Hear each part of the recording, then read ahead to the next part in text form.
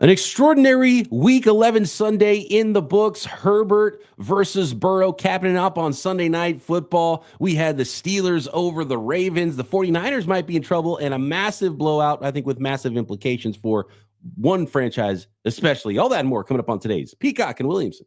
NFL analyst Brian Peacock and former NFL scout Matt Williamson bring you expert NFL analysis every day in less than 30 minutes. Get an inside look at the NFL on the field and in the front office with elite breakdowns to next-level analysis and in-depth information only for the real NFL fans. This is Peacock and Williamson, and it starts now.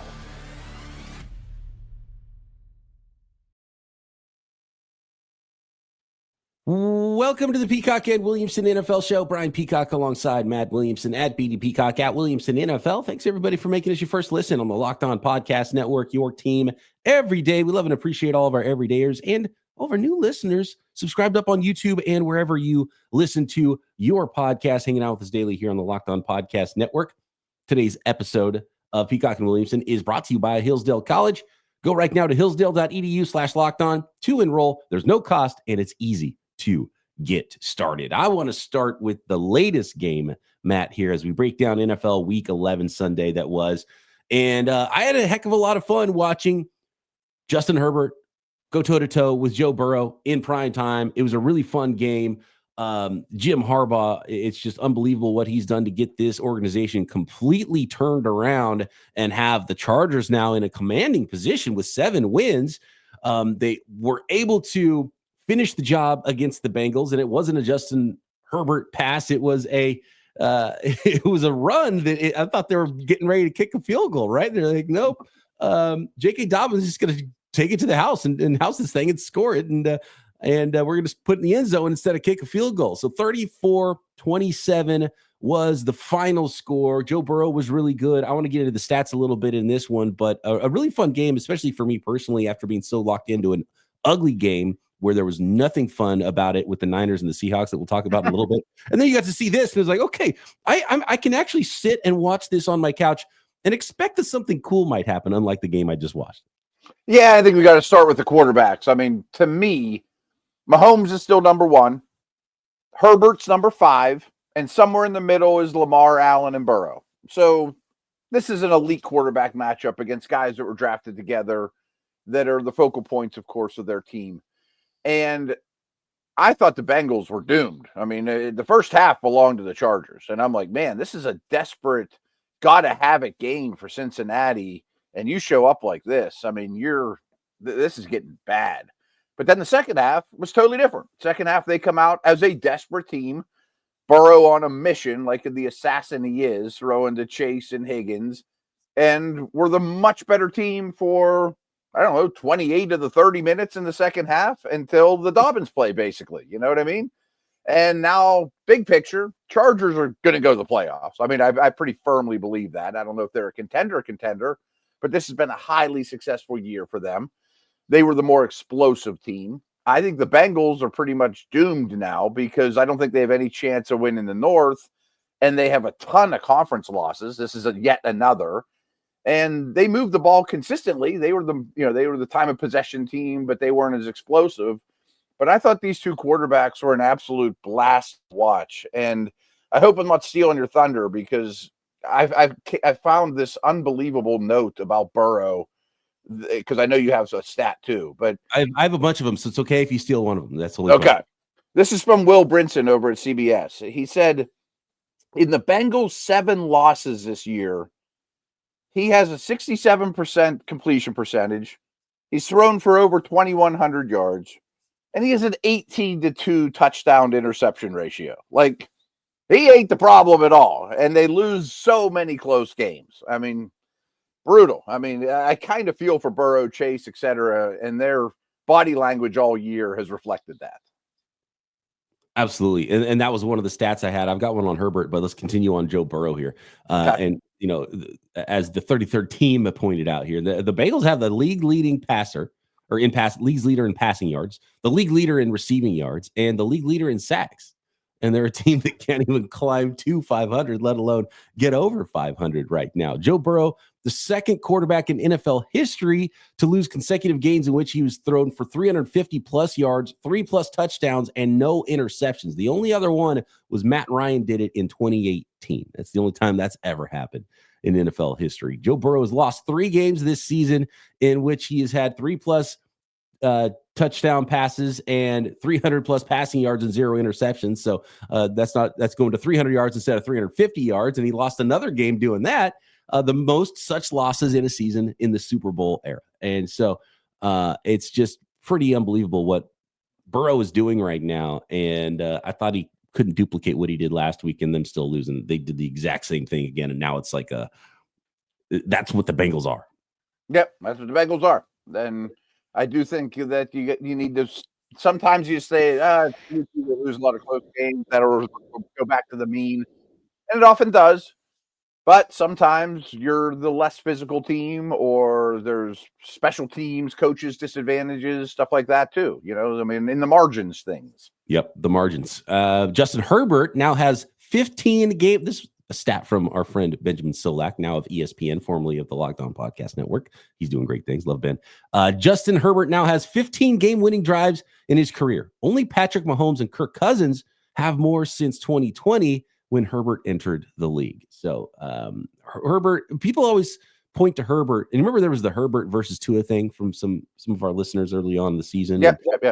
And it's just not close. It's right? not close. It's a really good quarterback, and with what he's working with, and it's frustrating seeing him throw the ball off of Quentin Johnston's fingertips.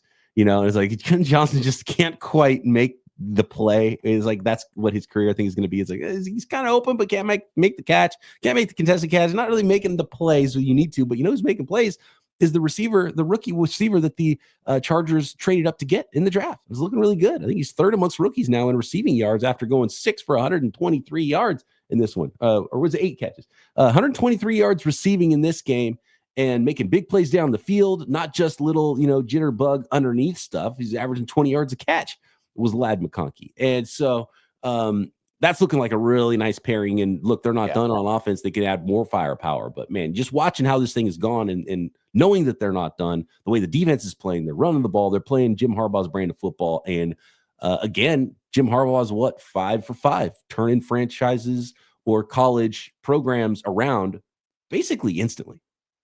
Yep. And one thing I wanted to say, too, and who knows? I mean, I think we're over this hump, but the Chargers used to be the team that we're talking about in the same light as the Bengals right now. Exactly. Great quarterback, get up a lead in Jacksonville and blow it in the playoffs. Or, I mean, even the Phillip Rivers era, Mike Sando did a bunch of work on like quarterbacks of that era who got the most and least help from offenses and special teams.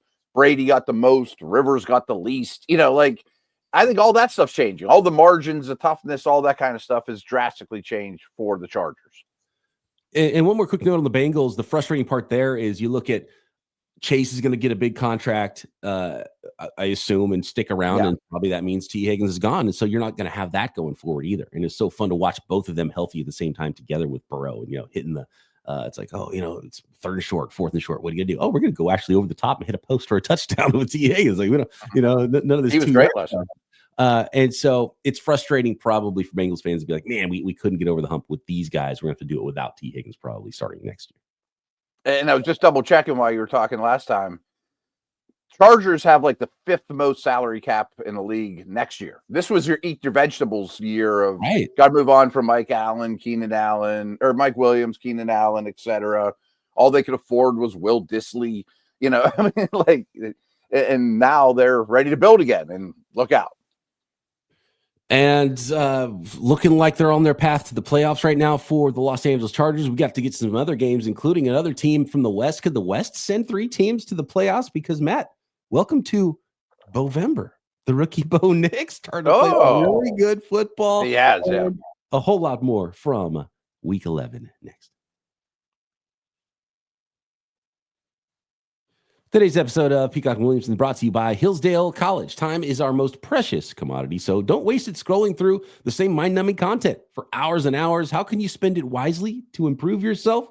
That's where Hillsdale College comes in. Our sponsor, Hillsdale College, is offering more than 40 free, that's right, free online courses, including history, economics, the great works of literature. Did you study these things in school? Maybe not. Have you brushed up on them recently? Probably not. So you might need a refresher. Time and technology have changed, but history has not. And all of Hillsdale's colleges and courses are self-paced so that you can start whenever, tune in wherever. Plus, you can go deeper with readings, quizzes, discussions, or just enjoy the lectures. So go right now to hillsdale.edu/lockedon to enroll. There's no cost, and it's easy to get started. That's hillsdale.edu/lockedon to register. hillsdale.edu/lockedon. The next segment of this episode of Peacock and Williamson, presented by Prize Picks. Prize Picks is the best place to get real money sports action with over 10 million members and billions of dollars in awarded winnings. Prize Picks has made daily fantasy sports accessible to all. You just pick more or less on at least 2 player projections for a shot to win up to 100 times your cash. Run your game all season long on Prize Picks. And when you sign up today, you get $50 instantly when you play your first $5. So you think Justin Jefferson is going to get more than 83.5 yards next week? What about Lamar Jackson? Pass more than 1.5 touchdowns. Cook up hot takes with your friends and we'll win real money this football season. Download the app today and use code LOCKEDONNFL to get $50 instantly after you play your first $5 lineup. That's code LOCKEDONNFL to get $50 instantly after you play your first $5 lineup at Prize Picks. Run your game.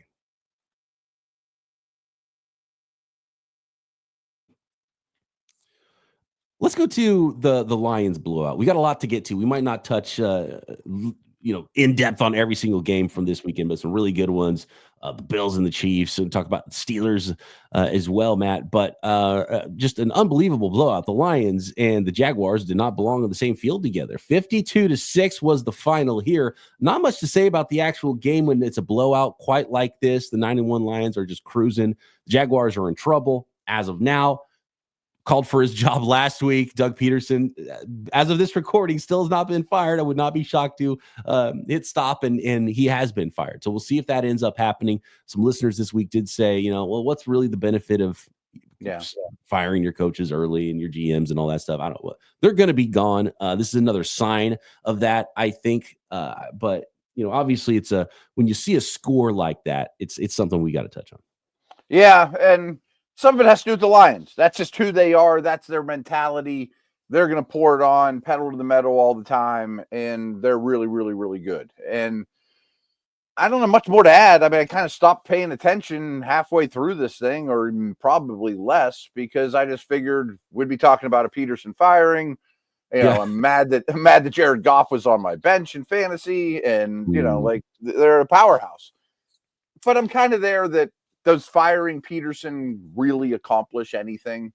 I mean, are the Jets in better shape now after the Saleh move? Not really, No. And clearly the Jets made a move thinking it was going to help them win more games in the short term. For the Jaguars, that wouldn't be it. I think for the Jaguars, you see a game like this, and I said this last week. I was like, well, he was already done for me. You fire him or whatever. But sure, after a game like this, and I said even before the week, I was like, well, you're going to get blown out by the Lions. I didn't think it was going to be 52-6, but it's like, man, you get blown out by the Lions and and that's going to be the thing. You lose to the team you're supposed to lose. But when you lose in this fashion, and maybe players are starting to quit a little bit, I think that's where you start to say, you're not even playing anymore. Then you have to signify it to everybody. Be like, look, you can't phone in. It's unacceptable. Yeah, it's completely unacceptable. And the coach's job's on the line, which means the players' jobs are on the line. And just remind players that and the organization that's unacceptable what's happening there, I think would be the message, and that would be the and also you want a GM, because I would go for coach and GM, because you want a GM in place that's going to make your franchise better in the future, not try to preserve his own job. So along those lines, let me take a quick second for kind of a sidebar here. Steelers are playing on Thursday against the Browns. So I apologize ahead of time, folks. This is going to be a crazy week for me because I have to do 5 days worth of work in 3 days on Thursday night games. And then, Friday becomes a weird day for me too, because I got to recap everything for the Steelers. But you don't care about that, folks. But anyway, I dug into the Browns already this morning and like, what's going on with their Saints game? I know it's on a game we're probably going to touch on, but I'm watching the Browns defense thinking the same thing. Like, these guys aren't even close to being interested in tackling Taysom Hill. I mean, Myles Garrett played and had 0 stats. Like, what's going on here? Yeah, that's a very bad sign. Yeah. It's something you can't let linger either, I don't think, if you're ownership. Absolutely.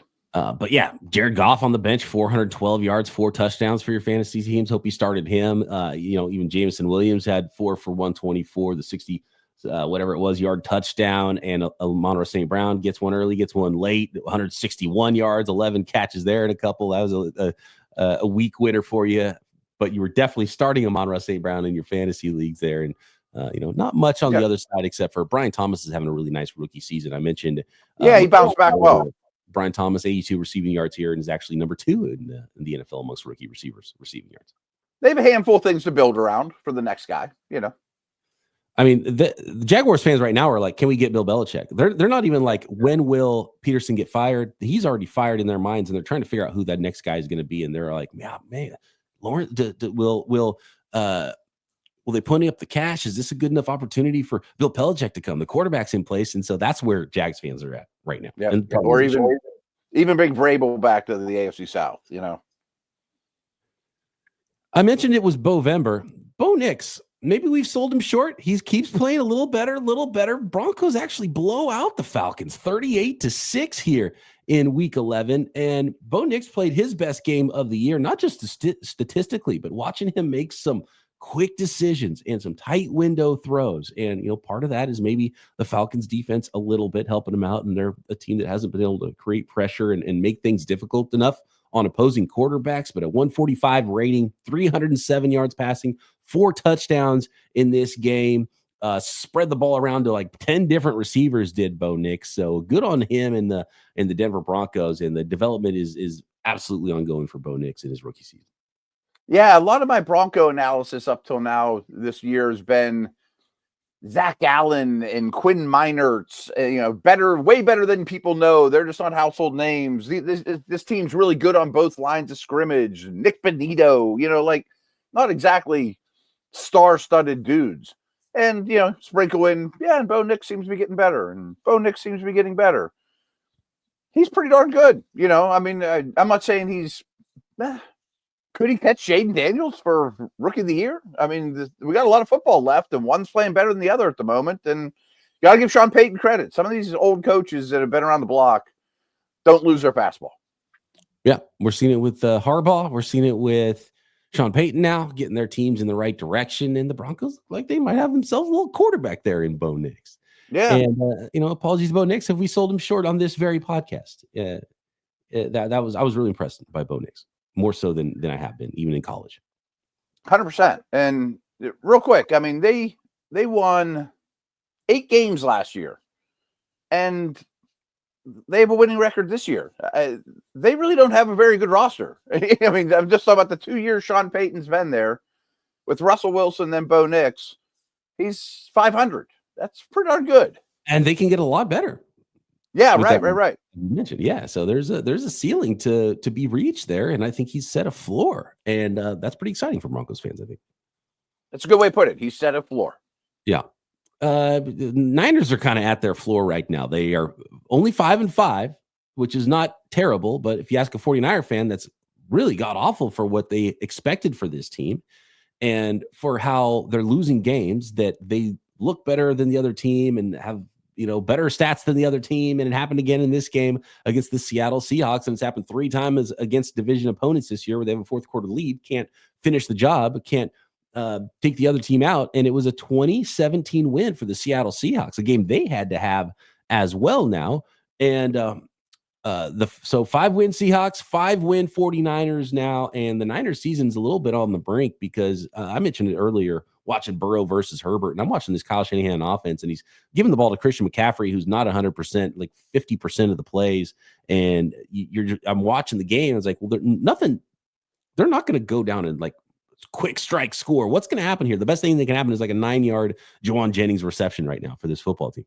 And then you turn on Sunday Night Football. And it's like, oh, wow, look how fun this is. The Niners are fun right now. Defense without Bosa, just allowed the Seahawks to go down the field and seal the victory, and the too easy of a waltz into the end zone to seal the win for Geno Smith. The Niners are not in a good place. The Seahawks, I don't know if they're a great football team right now. This was kind of an ugly game for two teams that I think are just stuck in the middle of the league right now. Yeah, and Seattle was a little like second half Bengals, where had to have it. I mean, season on the line, give or take, in that division against a divisional foe, and mustered a little bit more up. Whatever cliche you want to use. You mentioned, McCaffrey, Bosa, both of them are probably shouldn't be out there or hanging on. Not the versions we're used to, and people don't talk about this much anymore. But it used to be a thing. Super Bowl hangovers. You played a lot of football last year. You had all kinds of contract stuff in the offseason. Didn't have an early pick. You play a first place schedule. No one's going to give you their 75% game. Right. It's a real thing. And it just might not be their year. Yeah. Brain drain. How many coordinators, offensive, defensive minds have been plucked from the building? GMs have been plucked from the building from the 49ers. And you have to overcome those things. You have to keep not only drafting and developing talent, but you have to keep developing coaches and front office people. And it's a lot of arrows to take. Yeah, it is. A lot happens, and it's not a Super Bowl hangover. It's like, oh, my feelings got hurt. I lost the Super Bowl. There's a lot that comes along with that, especially for how many years in a row the Niners have been in that just missed category of going deep into seasons. The Pittsburgh Steelers are in a very good place right now. We'll get to them next. We'll talk Josh Allen and the Bills, who take down the Kansas City Chiefs, and finish up our recap from Week 11 of all the Sunday NFL action next.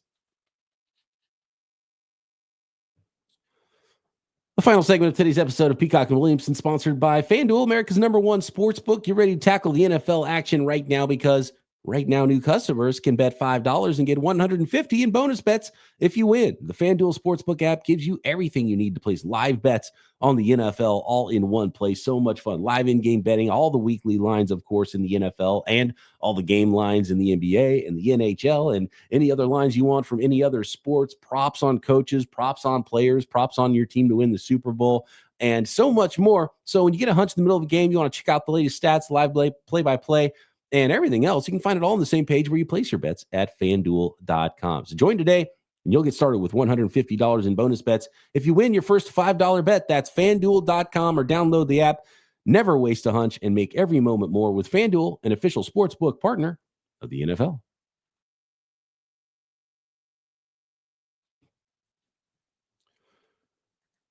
You know who's in a bad place? The Niners. You know who's in a good place? The Pittsburgh Steelers. Heck yeah, man. Defeating the Ravens in kind of like one of those scores. If you said, hey, Steelers Ravens is going to finish 18-16, it'd be like, yeah, you know what? That sounds about like the right kind of numbers for a Steelers Ravens game, even though that Ravens offense has been high flying. And I was like, man, do I even start the Steelers defense in my fantasy leagues against the Ravens this week because of the points that the Ravens are putting up? And classic Ravens Steelers game here, and Steelers atop the AFC North at 8-2 and in a great spot right now, man. Yeah, and all my outlets, I you have to give your final predictions, and I predict the Ravens to win in all of them. In a close game, 2-point game was what I predicted. And then about 5 minutes before kickoff, I bet the Steeler money line. Yeah, it's just, there's a lot of things in this rivalry that were lined up, and they all came to fruition to some degree. It's always ugly. Lamar's numbers versus Steelers are way different than the rest of the league. The Steelers have really owned this rivalry over the last 4 or 5 years or so, and there's some weird games in there where the Ravens are resting starters and COVID and all that stuff too. But I do kind of think that Tomlin knows Harbaugh better than Harbaugh knows Tomlin. I mean, they've matched up so many times that I think Harbaugh tries to get cute a little bit in this matchup. And perfect example is Derrick Henry only played 30 snaps and wasn't out there for the 2-point conversion. I can't excuse that away in any way, shape, or form.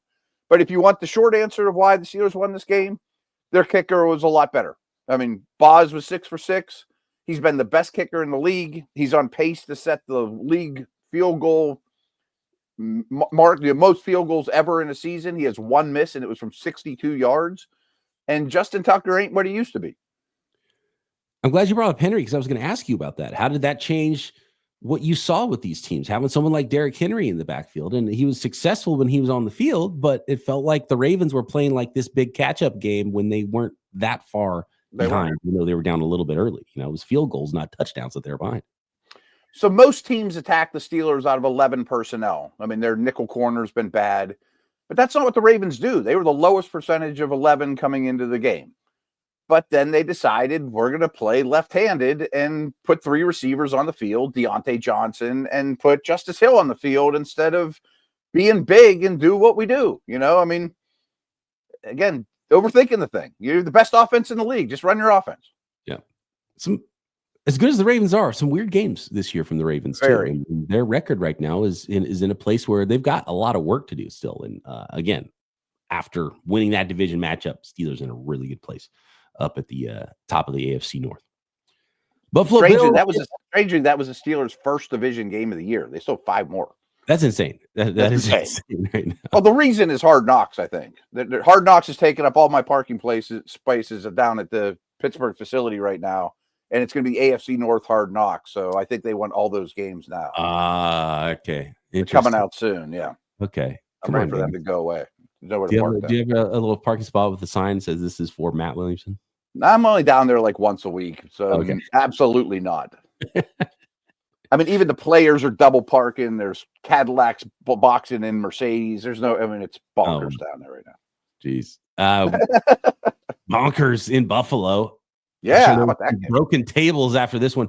30-21. Josh Allen and the Buffalo Bills defeat Patrick Mahomes and the Kansas City Chiefs. And I know quarterbacks don't face each other, but come on, that's what the headlines are here. And Patrick Mahomes lit up the scoreboard a little bit more than Josh Allen did as far as touchdowns, through 3 touchdown passes, also through 2 interceptions, and only 196 yards passing, where Josh Allen went for 262 yards passing, 1 touchdown, 1 interception in this game, but did put one in on the ground on his 12 carries. He was the leading leading rusher by a lot in this game, although James Cook was able to get some short yardage touchdowns and averaging 2.2 yards per carry, but did get into the end zone a couple of times, as did Josh Allen. So kind of a Buffalo Bills-y game here in their house to go beat the Kansas City Chiefs and not let the Chiefs come away with one of those weird wins and finally putting a loss on the Chiefs record. 9-1 Chiefs now, and the 9-2 Buffalo Bills after this one.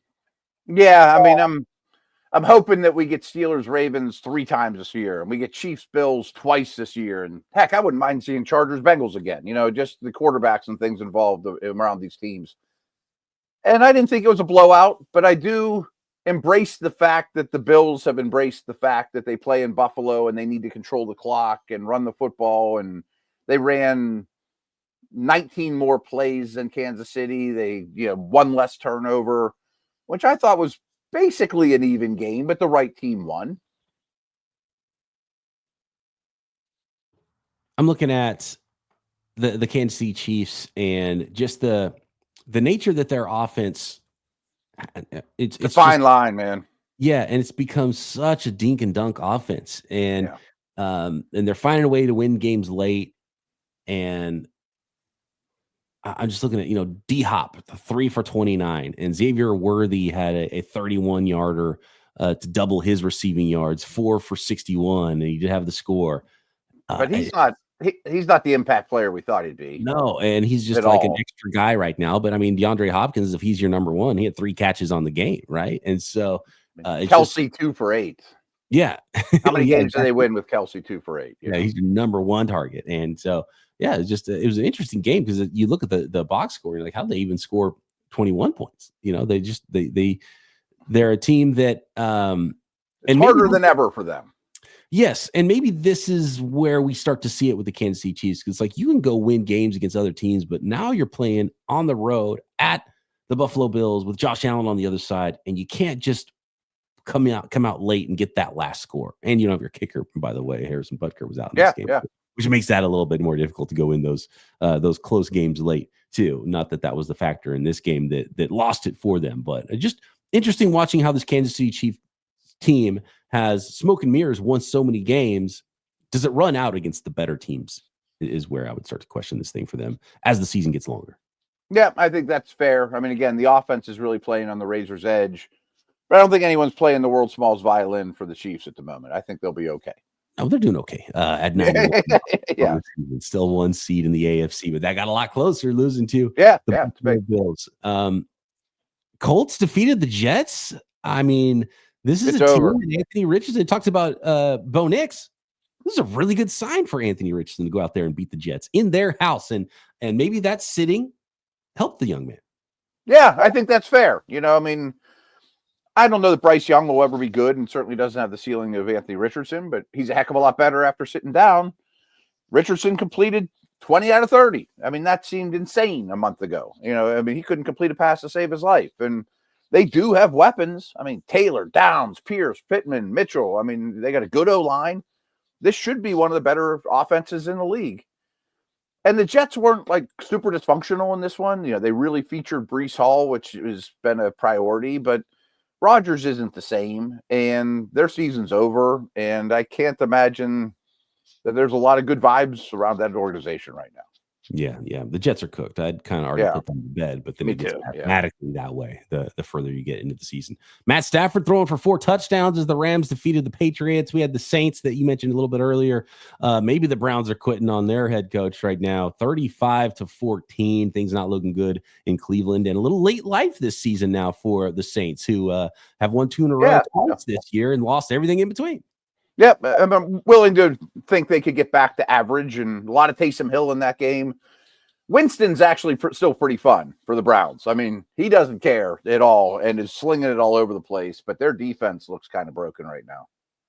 Just to mention all the games, the Vikings defeated the Titans 23-13. The Dolphins handled the Raiders 34-19. The Miami could get back in things, Jets losing, Bengals losing. They could sneak in maybe. And we mentioned the second and third leading receiver in the NFL, rookie receiver in the NFL, number 1 in receiving yards, Brock Bowers. Having a phenomenal season for the Raiders. He's like all they got. 128 in this one for Brock Bowers. He is their offense basically at this point. Pretty much. And that's not a great sign of rookie tight end being your offense. That's not as it worked out, I think, for most teams in the NFL history. And last one I want to mention here, just because just the Bearsiest loss you can imagine. Yeah, I didn't want to miss that one. Blocked field goal. And I mean, you're setting up for the game winner to beat those hated Packers. And the Bears just the season going in the wrong direction right now. And what a heartbreaker. Probably be better to lose 52-6 than to lose by not winning on the field goal that you have lined up. 2019 Packers over the Bears. And I guess you could look at it that way of, boy, better to lose 52-0, or, well, Williams was the best he's been in a while. They controlled the clock. They did some good things, that maybe they're not as broken as we thought. They rushed for 179 yards, but it's the anti-Chiefs of blocking the kick and to lose it or win it. And that's the way the Bears have been, Yeah.